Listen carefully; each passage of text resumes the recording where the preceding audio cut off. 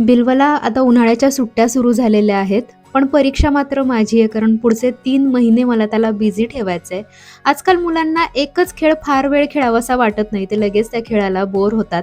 पण एक गोष्ट अशी आहे ज्याला बिल्व लवकर कंटाळत नाही, ती म्हणजे हा वाळूतला खेळ आणि पाण्यातला खेळ. म्हणून तर मी त्याला घेऊन एका बीचवर आलेले आहे. मला वाटलं फार कोणी नसेल आत्ता दुपारच्या वेळेत, पण नाही. बाकीच्या सगळ्याच मुलांना सुट्ट्या असल्यामुळं ते सुद्धा घरात बोर झाले असतील आणि ते सुद्धा इथं खेळायला आलेले आहेत. बिल्व नदी तयार करतोय आणि मग त्याच्यातून तो एक रस्ता तयार करणार आणि परत नदी तलावाला मिळणार, असा हा त्याचा खेळ आहे.